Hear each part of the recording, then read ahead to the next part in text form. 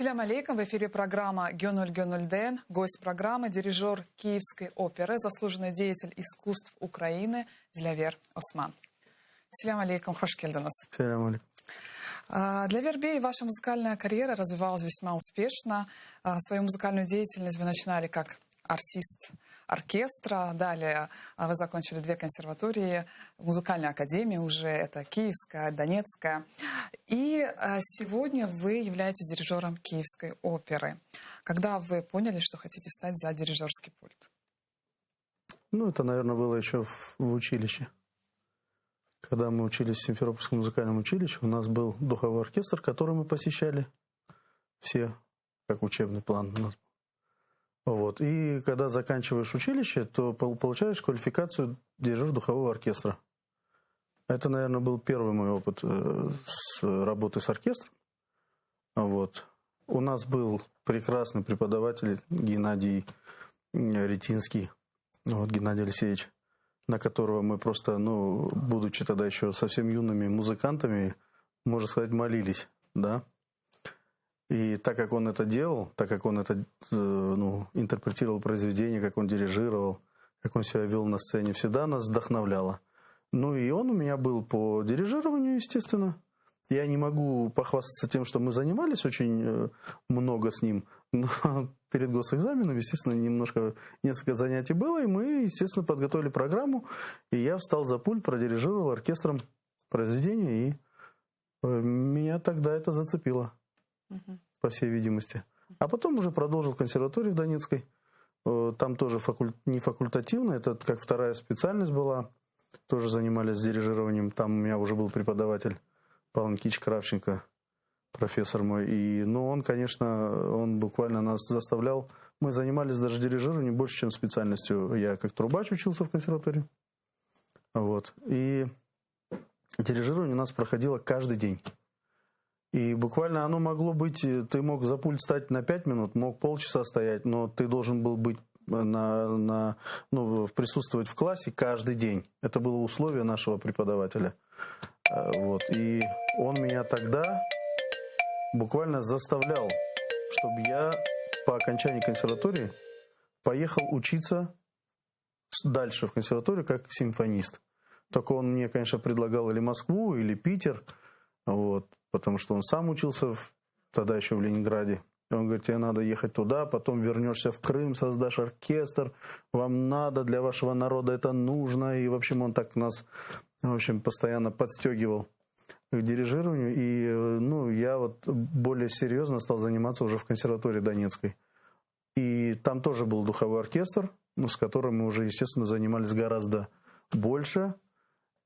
И я тогда для себя сделал такой вывод. Если я встаю за пульт, начинаю проводить репетиции, естественно, готовлю какую-то программу, я думаю, посмотрю, если люди будут слушать меня как дирижера, как руководителя, будут прислушиваться и пойдут за мной, тогда я пойду дальше. Буду учиться, осваивать эту специальность еще глубже. Поеду дальше учиться в консерваторию. И вы знаете, нам удалось сделать несколько программ с оркестром, с духовым оркестром консерватории Донецкой. Мне удалось, имеется в виду, я был как дирижер, и, естественно, мои не коллеги, а тогда еще сокурсники, с кем мы учились в консерватории, они мне помогали в этом очень плотно. Сделали мы хорошую программу, и я подумал, что, наверное, стоит этим заняться. И поехал тогда дальше учиться, поступил в Киевскую консерваторию.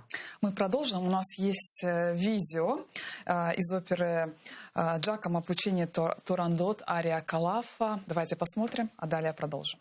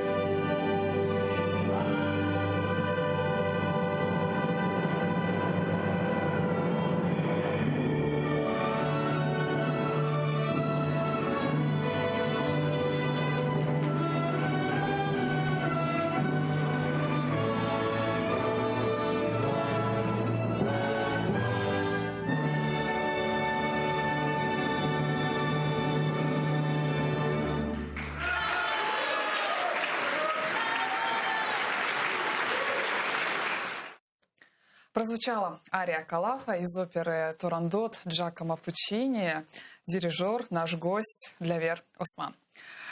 Для Верби мы продолжаем нашу интересную беседу. Мы сейчас увидели очень такой яркий отрывок вашей деятельности. Вот интересно, знаете, а ваши первые впечатления, когда вы вышли перед оркестром? Ну, я уже рассказывал, что я духовым оркестром, студенческим, но профессиональным оркестром первый раз я встал за пульт в Донецком театре оперы и балета имени Анатолия Соловьяненко на юбилей моего профессора, который учил меня играть на трубе. Его был юбилейный вечер. И я там играл и сольно, и с оркестром играл, и в ансамбле играл, и в оркестре играл в разных, в общем, ипостасях. Вот. И есть такой концерт для трубы Арутюняна, для трубы с оркестром, который я сам тоже как на госэкзамене играл. И вот мой преподаватель решил сыграть это с оркестром. И в тот момент, когда я стоял, проигрывал в классе, готовился к госэкзамену, он говорит, у меня, говорит, идея возникла. Ты сможешь продирижировать этот концерт со мной? И я понимаю, буквально такое минутное, секундное такое, я помню свои ощущения. Думаю, это с большим симфоническим профессиональным оркестром встать за пульт, это же с ума сойти можно. Смогу ли я это сделать? Но думаю, если я откажусь, такого в жизни больше, может, не... Я говорю, да. Буквально это секунда, за которую я продумал абсолютно все, сказал да. И я обязательно это сделаю. И вот дают мне возможность, главный дирижер Василенко Василий Яковлевич дает мне возможность встать за пульт. Я провел репетицию и продирижировал в концерте. В общем, я дирижировал Арутюняна концерт. И это было первое мое выступление с профессиональным оркестром. Это было в 2005 году, насколько я помню. Какие были свои вот внутренние ощущения? Вот я, продолжая уже свои ощущения, вам рассказываю. Когда меня объявили, и я пошел на сцену, объявляют за дирижерским пультом Лявер Османов. И я, значит, иду к пульту, и я понимаю, что вот это то, что я хотел. Вот наконец-то, вот я свои ощущения очень хорошо помню. Да, это мое. И вот я вышел за пульт, значит, встал и начал дирижировать. И все, с того момента это меня зацепило это так сильно. Да. Вот я свои ощущения очень хорошо помню. А вот вы рассказали, что когда вы учились в консерватории, ваш педагог вам советовал поступить в Питер, в Москву. Да. А вот какими качествами должен обладать дирижер? Какие у него должны быть способности? Что вас отличало? Это я не знаю, что меня отличало. Это же ему виднее, как преподаватель. Его уже, к сожалению, наверное, и в живых нет. Ему тогда было 80 лет, когда я учился. То есть уже прошло много лет. Я закончил почти 20 лет назад, да, 18 лет назад. Вот. И Павел Никитич, профессионалам виднее. Он же не просто так, наверное, советовал. Вот если подытожить, вообще какими качествами? Если вы спрашиваете мое мнение по этому поводу, то дирижер должен обладать обязательно качеством управленца. Вот я бы так сказал, управленца. Потому что музыканты в оркестре сидящие, это далеко не глупые люди. Да, скажем, все же с высшим образованием, все заканчивают консерваторию, аспирантуры, кто преподает сам в консерватории, у кого студенты, лауреаты и тому подобное. Но дирижер – это тот человек, который может сплотить вот этот объем людей, 60 человек, 70, 100, сколько может быть в оркестре, ансамбль, оркестр, неважно, сплотить всех в единую мысль. Вот, и повести за собой весь коллектив. Вот это вот главная черта дирижера. Но и умение, естественно, никто не отменял. Умение, знания в музыке разбираться, в разных стилях, да, в технике дирижерской, и понимать специфику инструментов, как тот или иной инструмент звучит, есть какие сложности при звукоизвлечении. В общем, это все ансамблевая игра, что с чем сочетается, какой баланс. Это очень много таких вещей. Вот вы стоите за дирижерский пульт, да? Да. А какую цель перед собой ставите? Вот как вы хотите, чтобы звучал оркестр под вашим управлением? Как? Да. Хорошо. А как именно? Для кого-то, допустим, кто-то любит темпы. Все по-разному. Для кого-то мажор не всегда мажор. Не-не, ну это восприятие каждого музыканта, как интерпретатора, вы сейчас говорите. Прежде всего, я хочу, чтобы звучало так, как того хотел композитор. Это главное. Потому что партитура — это самая основа, вот, от которой мы отталкиваемся, когда строим архитектуру нашего произведения, да? Вот, когда мы выстраиваем симфоническую партитуру или оперную партитуру, когда выстраиваешь драматургию. Вот, композитор все написал. Твоя задача все это воплотить в жизнь, чтобы это прозвучало. Ну, естественно, какие-то нотки свои, каждый музыкант добавляет свое. У кого-то ощущение темпов разное, естественно, ощущение того же самого нюанса разное. Вот, там громко, тихо, ну, фортепиано, да? Или, например, то же самое... Ну, как вам сказать, то, что вы говорите, мажор и минор, для каждого свой мажор. Вот. И не каждый слышит, например, в мажоре или в миноре есть, наоборот, нотки радости и любви, да, может быть. А в мажоре может быть, наоборот, скрыта смерть. Да, в мажоре, так как Ромео и Джульетта, балет Прокофьева, заканчивается домажорным аккордом. Что может быть светлее? Но в этот момент лежат на сцене два молодых талантливых человека, да, уже которые изображают смерть. Ромео и Джульетта, которые умерли. А заканчивается до мажором. Вот и все. Надеждой. Да, ну, надеждой, наверное. А расскажите о своем опыте. Вы сегодня дирижер Киевской оперы. До этого вы говорили, что дирижировали в Донецком оперном театре.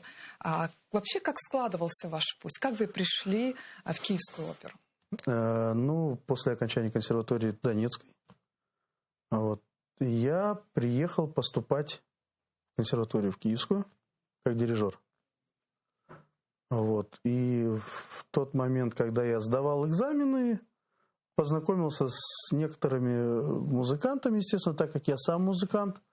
Вот. А ты на чем играешь? Я на трубе, а я валтарнист. Ой, как хорошо, а что ты играл, где ты был? В общем, завязался разговор. И мы так общались. Анатолий Тоненький есть такой у меня друг. И вот я ему тогда сказал, если будет... Я с первого раза не поступил, кстати, в консерваторию. У меня всегда были какие-то проблемы с поступлением. Ну, это я не знаю, с чем связано. Наверное, с тем, что за мной никогда никого не было, чтобы меня кто-то там толкал или помогал мне поступить. Вот. Но, тем не менее. С первого раза я не поступил. Вот я случайно в метро встретил этого музыканта с оркестра. Он говорит, ну как? Я говорю, не поступил. Он, как? Не может быть. Ты что? Ты же... Я говорю, ну так вот не поставили нужную оценку. Я, в общем, не поступил. И мы с ним пошли в кафе, разговорились. И я говорю, слушай, вот если бы была возможность, я бы приехал. Может, конкурс какой-то будет, ты мне сообщи. Ну, хорошо. Мы разъехались. Проходит время. Я в Донецке работаю в оркестре, там в духовом. Эстрадно-духовой оркестр. Там занимался, сидел. Смотрю, звонок. Поднимаю трубку. Це тобі дзвони, Толік, якщо ти пам'ятаєш. Да, пам'ятаю. Что такое, Толик? Вот, говорит, у нас будет конкурс в театр. Если хочешь, приезжай. Ты просил? Вот так я приезжаю в театр. Приехал в этот театр, в котором я сейчас работаю.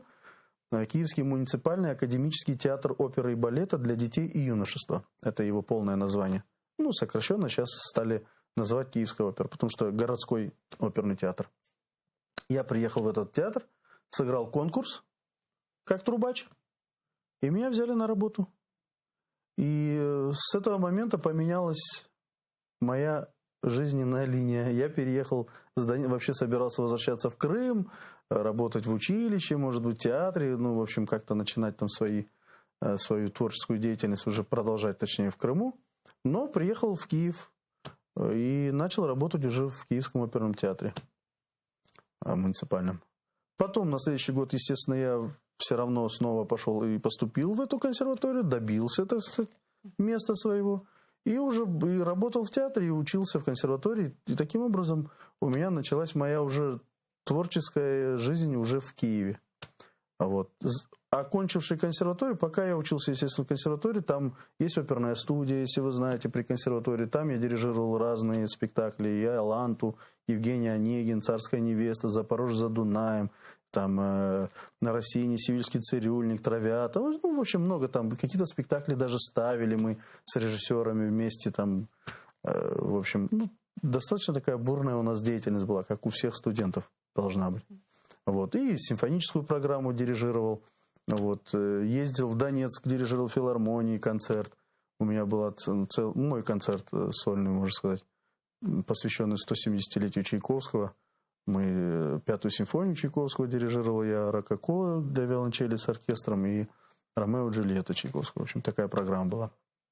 После окончания уже консерватории я пошел работать, ну, продолжал работать музыкантом, но дирижером меня взяли в школу, десятилетка есть, ну так, проще, если, а так школа тоже лицей, интернат для одаренных детей, десятилетка музыкальная. Вот там я преподавал дирижирование и вел симфонический оркестр. Ну, больше 4 лет, почти там 4,5 года.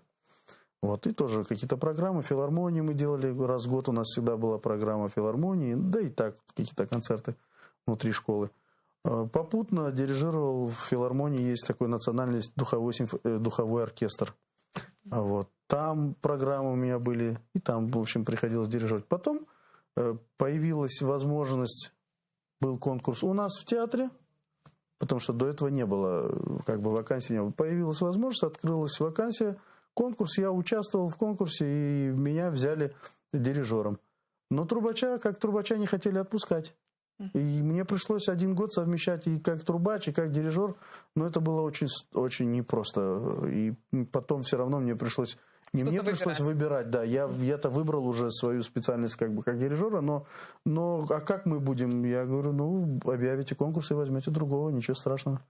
Вот. И так я полностью перешел уже в качестве дирижера, и как бы на основном месте работы я работаю там. Вообще, путь музыканта, он очень тернист. Вот вы рассказываете, там, вы дирижировали там, одним оркестром, у вас был определенный путь, но на самом деле все было не так просто, потому что все музыканты проходят очень сложный путь. И не все выдерживают. Кто-то оставляет, потому что не хватает характера, не хватает сил, потому что путь на самом деле очень сложный. Какие качества характера вам помогают в вашей профессии? Напористость, наверное. Что помогает не останавливаться и идти дальше. Да, я если ставлю цель, пока я ее не добьюсь, я ни в коем случае назад никогда ничего не отступал назад. И все. Даже когда говорили нет? Даже когда говорили нет, зачем вы сюда приехали, что вы там сидите у себя в Донецке и тому подобное, много чего говорили. И говорили, а зачем вы этого татарина берете в театр, что своих трубачей нет? Разное было. Очень много всего было. Я же татарин. И Крымский. Это крымский татарин, да. И это не всем нравилось. И до сих пор многим не нравится, потому что не свой. Вот. Хотя не могу понять, какая разница. Ну, крымские татары уже свой, нужно это тоже принять. Ну, я вам скажу, что было непросто. Вначале особенно здесь в Киеве, так точно. Очень было непросто. Есть до сих пор эта проблема, к сожалению. Да, есть, а она никуда не делась. Угу. Вы выступали еще и в качестве дирижера-постановщика, да? Чтобы нашим зрителям было понятно, давайте расскажем, чем отличается дирижер от дирижера-постановщика. Ну, дирижер-постановщик – это тот, который создал спектакль. Например, поставил спектакль впервые на этой сцене. Да? А вот дирижер-постановщик – это создатель. А дирижер просто, как правило, ну что такое, например, если брать репертуар театра, в репертуаре много спектаклей. И все невозможно же за раз. Это годами ставятся эти спектакли. Кто-то дирижирует, потом передает спектакль другому дирижеру. Вот если я, например, пришел и уже спектакль шел, я его взял и дирижирую, я просто дирижер. А если я создал спектакль, и он уже работает... То есть от начала, с идеей. С идеей, да. Сначала, и этот спектакль идет, ну, с успехом может идти, или вообще может какое-то время идти, потом его снимают, потому что на нем... Ну, разное бывает. И не только спектакль, это и концертная программа. Разное же, и шоу всякие вот, бывают. А какие являются знаковыми? Концертные программы, либо спектакли? Ну, Какие вот успешные? Вот я вам скажу, что в нашем театре первое, что я поставил, это истории в стиле танго. Да, я тоже была. Да, и всем рекомендую. Так, на самом деле получился очень яркий спектакль. Во-первых, музыка очень известная, там Астора Пьяццола, в основном музыка, и аргентинских композиторов, да? Вот. И классический балет, то есть балетные танцоры классические танцуют на пуантах танго. Это такого не было никогда.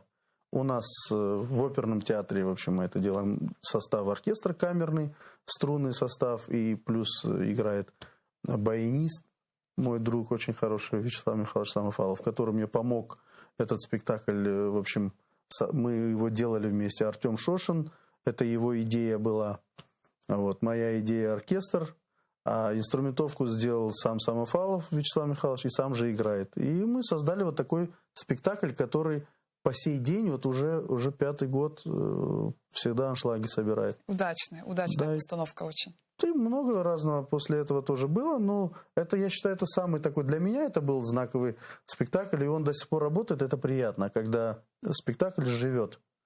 Вот. Из симфонической какой-то музыки, например, вот недавно смотрю, в Фейсбуке же много сейчас все что-то постят, на какие-то концерты где-то были, там, сходил туда-то, показали то-то. Я смотрю «Щелкунчик», песочная анимация. И одна знакомая моя вот была, говорит, на «Щелкунчике» прекрасный спектакль, песочная анимация, как в сказке побывала. Дирижер там Михаил Менабде, кстати, тоже мой друг, грузин. Вот. А я ей пишу, вы знаете, этот спектакль я поставил. Она, да, я там такого, не указывал. Да, действительно, говорю, не указывают. Уже 4 года идет этот. Каждый год зимой я его поставил там, в этом коллективе, и это эстрадный симфонический оркестр, я там тоже работал. Вот, с этим коллективом поставили. Вот этот спектакль живет, и на него люди ходят, дети ходят, это интересно. Она говорит, слушайте, такая классная идея получилась. Песком рисует. То есть синтез разных. Да, музыка с балета «Щелкунчик» Чайковского, а песком действия рисуется. Это мы прорисовывали со Светланой Тельбух. Я ей сделал из музыки, из всего балета, я ей сделал 3 разных варианта, потому что это хронометраж должен быть, чтобы история была показана, чтобы было понятно, чтобы она успевала прорисовать каждую картину, каждого персонажа. Там же не так все просто. Это все в реальном времени. То есть я играю оркестром, дирижирую, а она рисует. И вот такой у нас перформанс классный получился. И вот он до сих пор живет. Тоже приятно. Понимаете? Крымско-татарские концерты были такие постановки? Крымско-татарские концерты, это мы сделали на 18 мая. Я делал памяти жертв, в общем, камерную симфонию Шостаковича мы сыграли. Она называется «Памяти жертв фашизму и войны». Я ее, естественно, приурочил к нашей дате, к нашей трагической дате. И мы это исполнили на Софийской площади. Тоже, кстати, оркестром эстрадно-симфонического оркестра. Вот это было. Есть сейчас кое-какие идеи, мы сейчас над этим работаем, чтобы наших композиторов, нашу музыку симфоническую уже тут можно было исполнять не в рамках там какого-то отдельного мероприятия, а чтобы это исполнялось постоянно. Есть идеи, но есть свои сложности. Политические сложности. Сегодня крымские татары стали коренным народом. Вот как сложно ли продвигать крымско-татарские темы? А от того, что он стал коренным народом, что изменилось? Это для нас, нам приятно, да.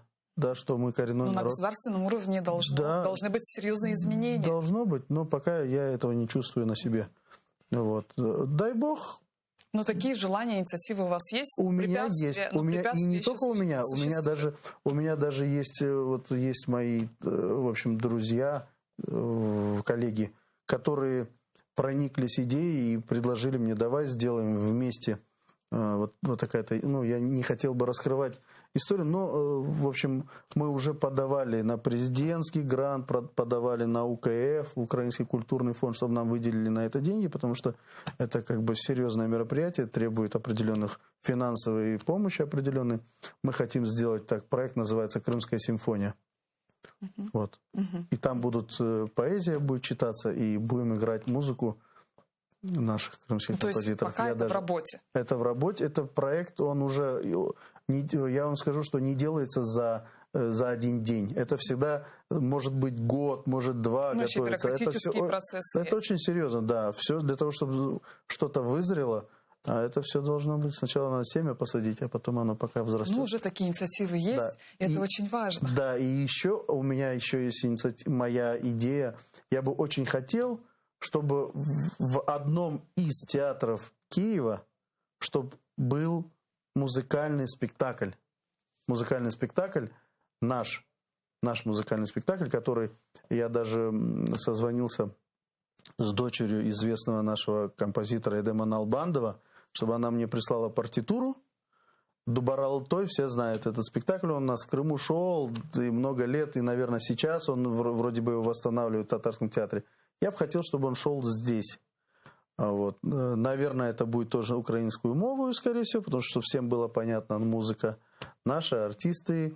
Вот. Есть такая идея, но пока нет возможности ее реализовать. Пока, я над этим работаю, думаю. И готовим оперу с Усеином Бекировым. Пишем. Он ее пишет, естественно. И Аллах Сметете, в свет обязательно должна выйти опера. Настоящая крымско-татарская опера. То есть опера на крымско-татарскую тему. И музыка будет написана композитором крымским татарином. И, надеюсь, будет дирижировать тоже крымский татарин. Ну, если воплотиться такой монументальный жанр, как опера, и это реализуется, это будет на самом деле очень здорово. У нас такого нет. Оперы у нас еще не было. Не, наверняка были, но они просто носили малые формы. А вот сейчас такой большой... Нет, оперы не было, Эльмаз. Асан Рифатов. Да. Где эта опера? Не исполняется. Да, где ее нет, ее уничтожили. Вот я же говорю про свое время, вот я, например, не знаю. В наше время оперы, за 100 лет вы оперы... Музыкальные спектакли у нас есть. Я говорю про оперу как жанр. Оперы нет у нас на сегодняшний день. Я не знаю ни одной партитуры оперной. Не знаю. Если есть, позвоните мне и скажите, вот она есть, дайте мне ее.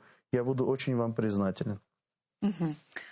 А как вы считаете, вот вы говорите, что вам удалось сделать синтез разных культур, вы использовали, брали и песочное искусство в своих постановках. А вот сегодня что интересно зрителю? Вот мы живем во времена, во-первых, интернет-технологий. Вообще, как интернет повлиял на зрителя и на классическую академическую? Я вам скажу, что сейчас не очень хорошая ситуация в этом отношении. Интернет повлиял плохо.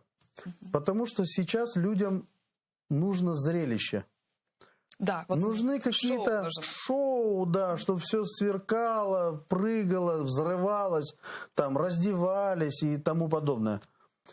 Мое глубокое убеждение, что мы как носители культуры, неважно, это крымско-татарская культура, украинская культура или культура в принципе, всемирная культура, да, мы как музыканты, мы не должны ориентироваться на зрителя или на слушателя. Мы им должны навязывать, мы должны учить их, давать им высокое искусство, чтобы они приходили, слушали или смотрели, и на этом воспитывались и дети, и взрослые. Потому что вот этого, то, что вы говорите, в интернете, и там очень много, это мусор.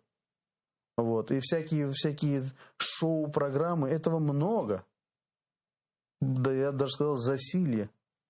Вот давайте заниматься духовным обогащением. То есть это сейчас утрачивается? Конечно, оно утратилось давно.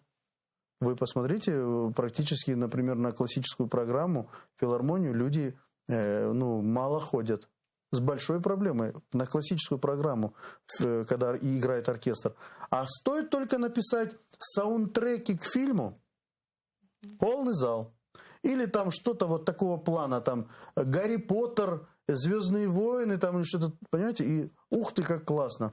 А если еще даже сейчас новая идея появилась, там дети играют в игрушки в компьютере, и там тоже есть музыка. Сейчас саундтреки к игрушкам озвучивают.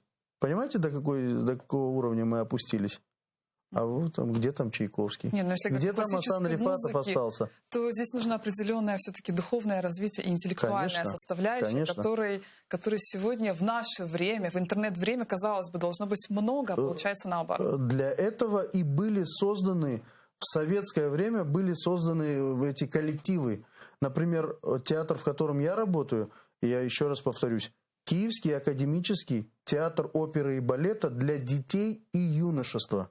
Это единственный в Украине и, можно сказать, в мире, я такого другого не знаю, театр оперы и балета для детей и юношества.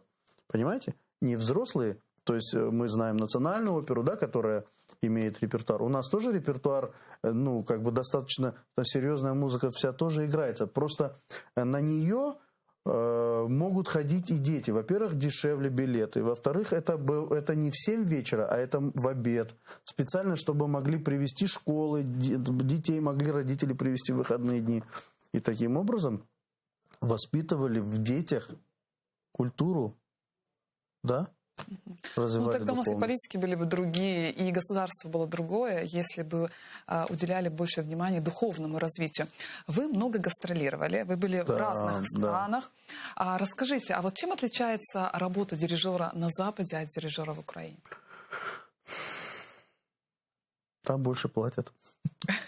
Ну, конечно, там музыкант может развиваться, это всем известно. Да, у них в этом плане, у них, конечно, все гораздо... Я вам скажу, классическая музыка — это востребованная? Да, она там востребована, это точно. Вот там не размениваются на всякую ерунду. Нет, там нужны традиции. Обязательно. Там обязательно, например, мы там, предположим, зимой на новогодние праздники мы ездили. Мы им давали щелкунчик. 31 числа вечером, в 7 или в 8 вечера, я уже не помню, во сколько это было, вечером приходят полный зал людей на щелкунчик. Классический балет. 31 числа. Понимаете? У нас тоже такая традиция есть. Здесь тоже, например, у меня вот было 10 спектаклей подряд на этот Новый год. И еще вот планируется 3 щелкунчика. По 2 в день. И полные залы людей. Понимаете? Это нужно, людям это нужно. Люди ходят на классический балет. На балет ходят. На оперу не очень, к сожалению. Вот. И, например, если мы говорим про европейские страны и дирижеры, музыканты, там совершенно другое отношение. С уважением относятся к этим людям. Потому что этим владеют даром ограниченное количество людей. Быть музыкантом не каждый может. Это престижно? Конечно, престижно. А у нас, к сожалению, на это не выделяются ни деньги, ни зарплаты нормальные, достойные не дают. Мало того, что есть, они еще это срезают, потому что не хватает финансирования. То есть музыкант должен выживать, бегать из одной работы в другую, с одной в третью, и по каким-то халтурам где-то зарабатывать себе на жизнь для того, чтобы прокормить свою семью.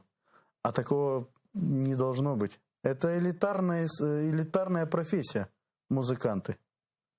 Не говоря там о дирижерах, да? Дирижер-то вообще фактически на самом высшем уровне должен стоять, как бы. Тем более дирижером тоже не каждый может быть, да? Конечно, конечно, единицы. И вот конкурс, как вы говорили, не каждый, везде конкурсы. Да. Какие у вас есть музыкальные ориентиры, какие дирижеры вызывают восхищение? У кого вы все время учитесь? Учусь. Мы всегда учимся, всю свою жизнь учимся. И даже у тех, которые не очень, казалось бы, хорошие, даже так, как не надо делать, тоже надо учиться, да? Конечно. Вот. Но мне, если вы спрашиваете о моих кумирах, кто мне импонирует как дирижер, естественно, это такие, как Клаудио Аббадо, это Саймон Раттл, это Валерий Гергиев, да? Тот же самый Семенов или Натан Рахлин. Наши профессора, там великолепные уже, к сожалению, там уже покойный Турчак у нас был, такой знаменитый дирижер, да, Стефан. Потом Гнедыш Вадим Борисович вот недавно буквально ушел. Это такие были мощные музыканты, дирижеры, на которых... И, естественно, есть еще и современники, которые там, Кожухарь Владимир Маркович, у нас есть такой... такой маститый Кофман Роман Исаакович, да. Вот. Есть немного, точнее, есть на кого ориентироваться. Мой профессор Здоренко Виктор Михайлович, он уже не дирижирует достаточно давно, но он заведующий кафедрой, преподает в консерватории. Я у него учился многому и до сих пор учусь, если мне что-то нужно, я могу, например, сказать: Виктор Михайлович, посмотрите, пожалуйста, вот. Приходят преподаватели на концерты? Ой, очень редко, но это бывает волнительно? Конечно, ответственно очень, очень ответственно. Я как-то пригласил своего профессора на спектакль, я дирижировал «Ночь перед Рождеством» Римского-Корского. А это очень такой серьезный спектакль, считается, для дирижера. И я говорю: Виктор Михайлович, придите, а он этот спектакль не видел. И он пришел. И на мое большое удивление, он никогда не хвалил, никогда. Он говорил, могу сказать, может быть. Может быть. У нас это стиль преподавания на самом деле. Да, но вот был на этом спектакле, он мне, правда, ничего не сказал, но я пригласил 2 профессоров. Трубача профессора и дирижера профессора своих. И вот он очень меня расхвалил моему: слушай, молодец, ты посмотри, какой молодец. И буквально вот уже прошло года 3 или 4 прошло. 3, да? С 18-го года. 3 года прошло с того момента. Буквально недавно мой профессор мне сказал: слушай, вот тогда я был на спектакле на твоем. Это было очень пристойно. Слушай, я вообще не хвалю, но это было очень пристойно. И мне, конечно, это приятно и лестно. Приятно. Конечно, приятно. А вы являетесь знатоком еще и крымско-татарского фольклора. Вы знаете, я с большим удовольствием всегда слушаю ваше исполнение, оно очень самобытное, очень оригинальное. А что дают вот вам, как дирижеру, что дают знания о фольклоре? Или это фольклор... разное? Нет, я не могу. Конечно, это разное, если брать с классической музыкой, но это дает ощущение вкуса, наверное. Ощущение стиля, скорее всего. И вообще это наш внутренний стержень, наверное, потому что фольклор, вообще моя музыка и мое музыкальное образование, наверное, начиналось именно с нашей народной музыки. Потому что я еще, будучи ребенком, я не слушал уже Чайковского, потому что у нас в семье как бы не было музыкантов профессиональных. Вот. А вот пластинки с ансамблем Хайтарма, Сабрия Реджепова, Февзи Белялов, Февзи Алиев, это я слушал. Вот. И это меня начало воспитывать, меня как музыканта, именно эта музыка. Вот. И, естественно, у меня в крови это есть, по всей видимости. Я люблю нашу музыку, фольклорную музыку, люблю ее исполнять. Я ее буквально, когда был еще студентом в училище, когда только учился играть, то буквально с такой жадностью поедал каждый день новую песню. Поедал, имеется в виду, учил. Каждый день у меня новая песня, я должен был выучить ее. И потом мы приходили, собирались в училище и друг другу исполняли, кто что выучил за день, за ночь там. И мы вот таким образом, мы, в общем, воспитывали себе, наверное, не воспитывали, но себя воспитывали прежде всего. И оттуда эти какие-то знания появились. Естественно, у нас очень хорошие музыканты есть. И были, точнее, уже, и многих нет. Вот, и есть сейчас, на кого можно было ориентироваться, равняться, слушать. И и крымско-татарская музыка, она тоже, она сама по себе очень колоритная, очень богатая. Да, она самобытная. Такой нет вообще нигде. И не каждый сможет исполнить. Да. Для этого нужны очень хорошие навыки, чтобы владеть определенной техникой. Нужна. Я вам даже скажу, вот у меня был концерт, киприоты приезжали сюда, и мы с ними, в общем, в коллаборации, композитор киприотский и разные песни. Вот. И делали мы концерт, а киприоты греки. Вот. А у нас же от греков тоже много есть у нас в Крыму, да. И я смотрю, он принес записи, не записи, свои эти партитуры, мы начали учить с оркестром, а там такие размеры, как 7/8, наши размеры, которые... Оркестр начали играть, оркестр что-то не могут собраться. Я им напел. И этот киприот говорит: откуда вы это знаете? Я говорю: да я такой же, как и ты. Я говорю: мы же одинаковые. Я же говорю: крымский татар, у нас музыка похожая. Поэтому для меня, мне это даже помогает в жизни очень. Да, я думаю, что очень помогает, особенно если брать ритмическую составляющую, она как дирижеру очень помогает. Проблем нет, да. Да, поэтому полиритмия и все остальное очень, наверное, легко даются. Гораздо проще, конечно. Да. А вы еще занимаетесь и педагогической деятельностью. Да. Это тоже является одной из такой вашей важной сферой. Расскажите об этом, когда ваш начался педагогический путь. Сегодня вы, кстати, являетесь преподавателем и Национальной музыкальной академии. Да, тоже сегодня крымские татары работают в Национальной музыкальной академии. Да, та академия, которая меня не брала, в общем, я не мог туда поступить. Я как Многие трубач туда не поступал, смогли не смог поступить. Как дирижер поступал, не смог поступить. Но потом поступил все-таки. Сейчас я сам преподаватель, сам принимаю вступительный экзамен. Так что вот так вот жизнь меняется. Вот. Первый мой педагогический опыт, конечно, я уже говорил, десятилетки. Там я преподавал. Вот. А потом, после десятилетки, я пошел, меня пригласили, точнее, на работу Луганская академия культуры и искусств есть. Вот. Это перемещенный вуз с Луганска, они сейчас здесь базируются. Вот. И меня пригласили, я там веду оркестр. Вот. Духовой оркестр там. В общем, сначала это был небольшой ансамбль, потому что студентов мало было. Ну, когда только вуз фактически с нуля восстанавливали, в общем. А сейчас уже есть достаточное количество ребят. И вот это вот мое уже в высшем учебном заведении первое, в общем, педагогическое, такое, первая моя деятельность. А потом, через год, после Луганской академии, меня пригласили в Киевскую консерваторию, ну, музыкальную академию национальную. Вот. Я там первый год читал балетный репертуар, ну, как читал, вел у студентов-симфонистов балетный репертуар. На следующий год меня взяли и на духовую кафедру. Я духовикам, как мне когда-то преподавал мой профессор в Донецке, так я уже преподавал тут студентам-духовикам. А уже вот с этого года полностью только на симфонической кафедре, потому что, в общем, не хватает рук, надо было брать студентов на кафедру оперно-симфонического дирижирования. Я там уже доцент кафедры работаю. А музыкальное образование сегодня востребовано? Много желающих?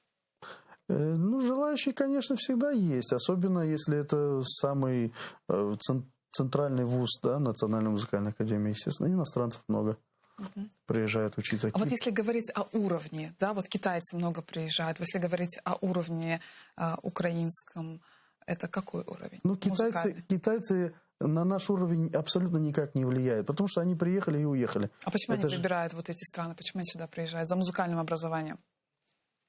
Это надо спросить у китайцев, но я думаю, что китайцев достаточно много, поэтому их хватает на все страны, поверьте мне. Они и у нас, и в России, и там, и в Беларуси, они везде. И в той же самой Германии. Просто уровень образования везде разный, и финансовая составляющая тоже разная. Поэтому они едут. У нас уровень, в принципе, достаточно серьезный в наших постсоветских странах, да? Уровень образования музыкальный. Поэтому они сюда едут с удовольствием, охотно. Но платят немаленькие деньги, я вам скажу. И, насколько я помню, около то ли 7, то ли 8 тысяч евро получается в год. Это достаточно внушительная сумма, даже по европейским меркам. Но, тем не менее, они сюда едут, и их очень много. А из-за них даже фактически сокращается даже набор на бюджет наших студентов, украинских студентов. Вот, потому что преподавателей же, количество преподавателей ты увеличить не можешь. Есть штатный, в общем, определенный, таблица определенная, сколько-то количество людей. И может быть там больше, чем запланировано. А студентов, когда становится больше, то надо чем-то жертвовать.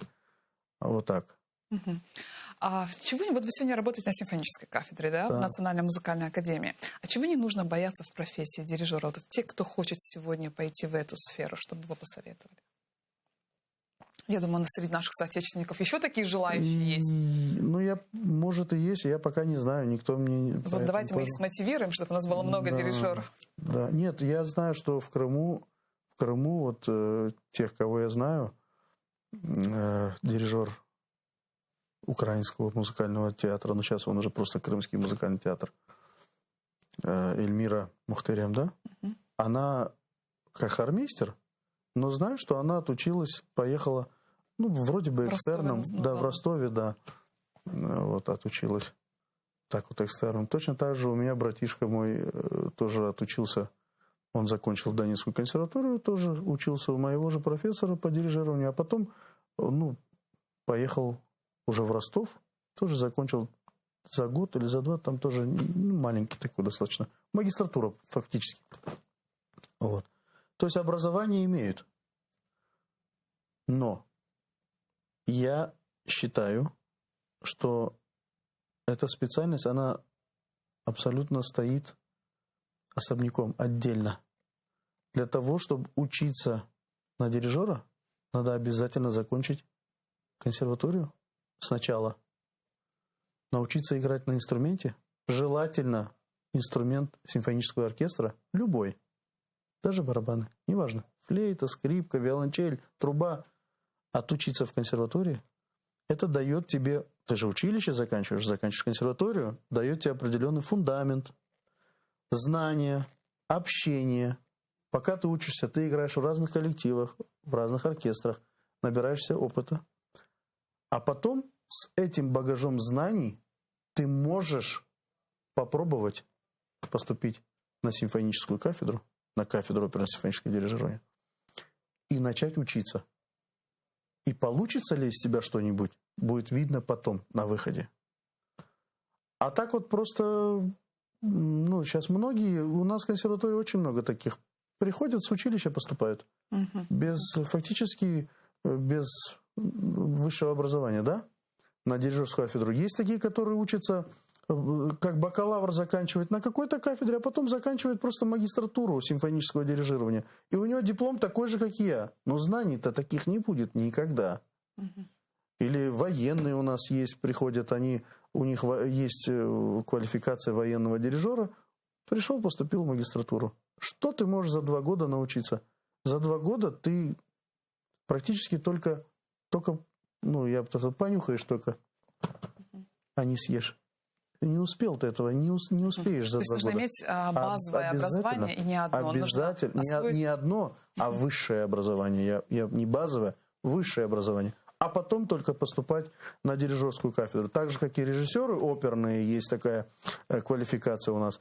Поступают сразу на режиссерскую кафедру, будучи там музыкантами, и учатся на оперной режиссуре. Я категорически с этим не согласен. Отучитесь сначала как режиссер Карпенко-Карова, закончите как режиссеры полноценно высшее образование, получите, а потом, как повышение квалификации, идите и получите еще оперную режиссуру. Тогда вы будете знать основы режиссуры, и в плюс к вам добавится и оперная режиссура. Тогда, возможно, вы будете немножко приближены к профессионалам. Тогда вы начнете только из себя что-то представлять. Левербей, вы всегда учитесь, да? И недавно вы защитили магистерскую на кафедре управления информационной политики. Знаете, мне стало очень интересно. Ваша работа была публичная коммуникация в системе государственного муниципального управления. Расскажите об этом. Зачем вам это нужно и кем вы себя видите дальше? Я поступил в Национальную академию государственного управления при президенте Украины. Так. Была такая академия. То есть вы себя видите госслужащим? Нет. Я себя не вижу, честно вам скажу, не вижу себя госслужащим, но объясню, почему я это сделал. Поступил я в эту академию, естественно, не просто, не в очередь за диплом, для того, чтобы получить знания управленца. Вот для чего я это сделал? Сейчас, раньше дирижер – это был человек, который был первое лицо. Неважно, филармония, театр. Дирижер определял полностью вектор направления развития театра. Художественный руководитель, он же и дирижер, и главный дирижер, и художественный руководитель. Сейчас государственная машина таким образом повернула всю эту систему, что сейчас руководят директора. Директор-художественный руководитель. Зачастую директора ничего не понимают в художественном руководстве. Но зато у них полнота власти вся. Поэтому дирижер становится никто. Просто махальщик, который не может осуществить ни одной своей идеи. Поэтому я поступил в эту академию. Если будет такая возможность, я бы хотел, наверное, я возглавлю какой-то коллектив. Возглавлю не как дирижер, а уже как руководитель. Я бы хотел быть, естественно, художественным руководителем. Это дает право быть руководителем. Естественно, я могу быть, как госуправленец, могу быть и министром, и замминистра. Да, то есть это дает мне право, конечно, гораздо, горизонты открываются совершенно другие. Занять какие-то управленческие позиции. Да. А скажите, каким бы вы хотели видеть, мой последний вопрос, каким бы вы хотели видеть будущее крымско-татарской музыки?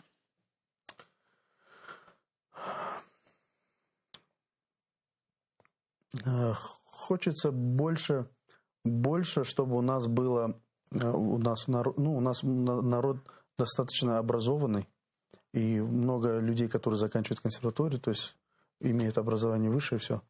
Но чтобы не зацикливались на каких-то бытовых, музыкальных, скажу так, на свадьбах, да, чтобы музыканты развивались, ставили себе цели и задачи гораздо выше. Я бы очень хотел, чтобы у нас было больше композиторов, я бы хотел, чтобы у нас было больше дирижеров, больше Алла Берсон, Хсмет Олсен, чтобы у нас был симфонический оркестр наш полноценный, чтобы нам не надо было просить где-то в каком-то из мероприятий выступить и сыграть какую-то симфонию. А это наш должен быть коллектив, в котором мы будем конкретно пропагандировать нашу музыку, наших композиторов, ставить наши музыкальные спектакли, наш оперный спектакль или балеты. А для того, чтобы это все было, надо, чтобы кто-то это писал. Соответственно, вот я бы хотел, чтобы это рано или поздно... У нас есть, конечно, есть композиторы, но их не так много. Вот. А почему? Потому что останавливают свое развитие на уровне вот у меня уже получается, и хорошо, я денег зарабатываю достаточно. Нет. Идите выше, идите дальше. Чем будет больше людей, тем будет выбор шире. И наша культура, и наша музыка станет намного выше уровня. И на мировой уровень мы тоже сможем выйти. Конечно, мы должны выйти на мировой уровень. Мы бы, может, и вышли бы. У нас просто исторически так сложилось, что нас откинули на 70 лет назад, и все. Поэтому даже больше, потому что нас, те же самые, которого вы сказали, Асан Рифатов, это же был композитор. Я его сочинений, только песни знаем. А вот, говорят, была и опера. Ее же уничтожили. И явно, наверное, был, помимо Асана Рифатова, тоже кто-то был, наверное. Но этого ничего нет. Левербей чух сағылыңыз за такую интересную беседу. Сізге біз ижади мываға хайтлер тілейміз. Бұтын ғайылеріңіз керчеклешсін. Веяджан юректен сізге минидармыз. Сау олың, разы болсын. Ну а мы заканчиваем нашу программу. Гость программы – дирижер Киевской оперы, заслуженный деятель искусств Украины Лявер Осман. И я с вами прощаюсь. До встречи в наших следующих программах.